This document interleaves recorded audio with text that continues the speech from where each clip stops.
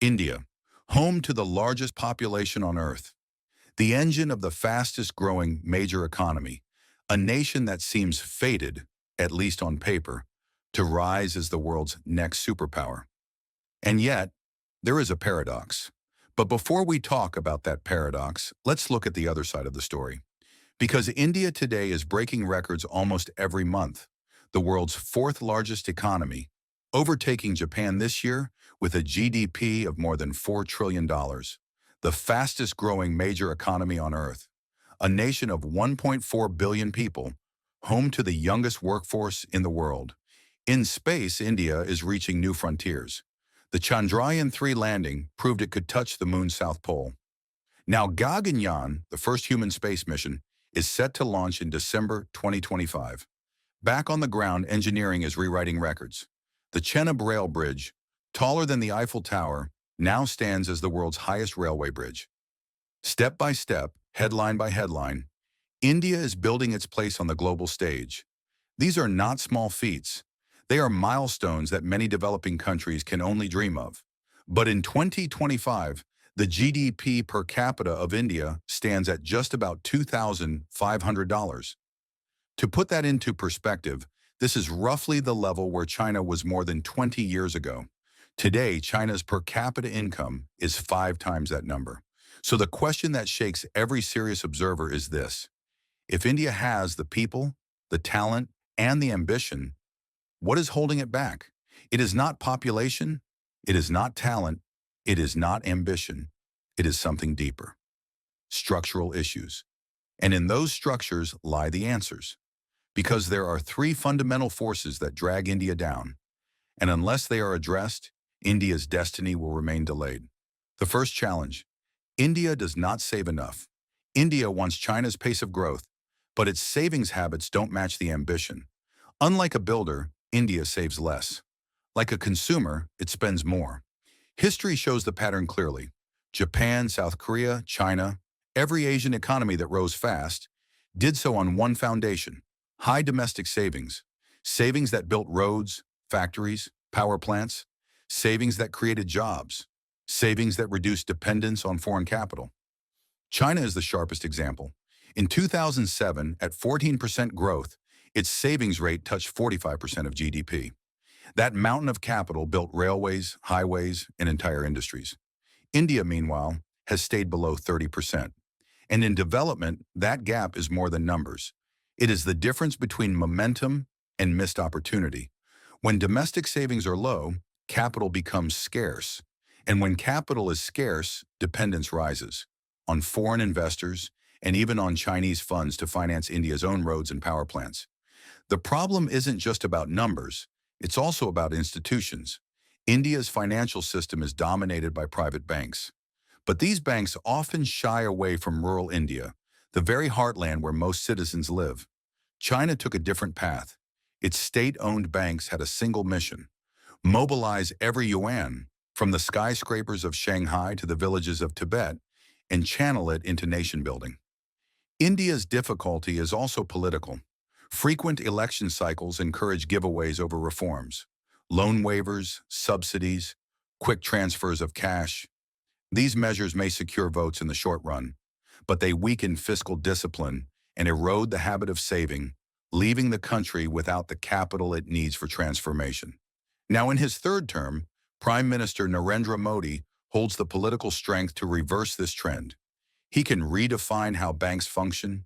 He can push reforms that promote savings. He can lay the foundation for long-term capital formation that could power India's rise. But one question remains: will he choose to use that power? The second major challenge is that India has bet on the wrong industries. On paper, India has the labor force to rival global manufacturing giants. Yet in reality, even Bangladesh, a much smaller neighbor with far fewer resources, has outpaced India in manufacturing exports and per capita income. Economists often point to a simple principle called comparative advantage. In plain terms, build on what you already have. And what India has is something invaluable: a young labor force. With a median age under 30, this should be India's golden age of manufacturing. It is the perfect moment to absorb millions of young workers into labor-intensive sectors such as textiles, toys, consumer electronics, and light manufacturing.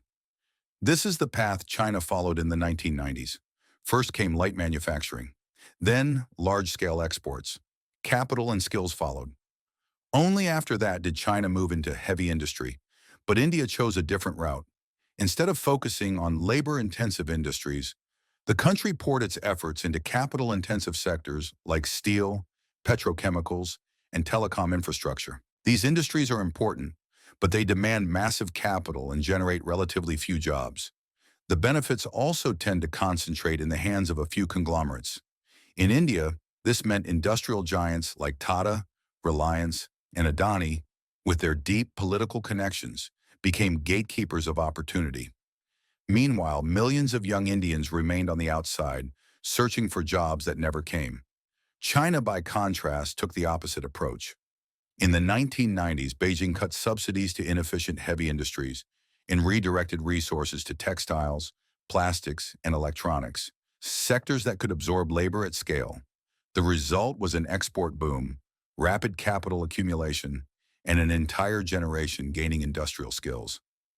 Only after building this foundation did China return to heavy industry, by then strong enough to dominate global markets. Bangladesh, with far fewer resources and a smaller population, focused relentlessly on textiles. By 2020, it had surpassed India in per capita income. And the timing is critical. Today, China is actively offloading its labor-intensive industries abroad. But instead of moving to India, many of these factories are being set up in Vietnam, Thailand, and even Ethiopia. India has the people. But without the right policies, labor remains idle and capital flows elsewhere. The third issue, India's tech evolution, or perhaps more accurately, India's tech illusion, because outsourcing is not innovation. While China was building factories and research labs, India was sending its coders abroad to Silicon Valley. That brain drain meant missing the revolution at home. India became the world's back office, a hub for services. But services do not scale like industries. Outsourcing does not create industrial ecosystems. It does not build machines. It does not produce high-value exports. Because IT, for all its achievements, does not absorb millions of workers. It creates prosperity for the few, urban, English-speaking, globally connected, but it leaves rural India behind. Worse, it created a path dependency. The brightest engineers no longer dreamed of building Indian factories. They dreamed of Google, Microsoft, Amazon, of leaving, not leading. And the result is sobering. Silicon Valley and Wall Street became magnets for Indian talent, a pipeline that drained India's intellectual capital away from its own future. China understood this risk early.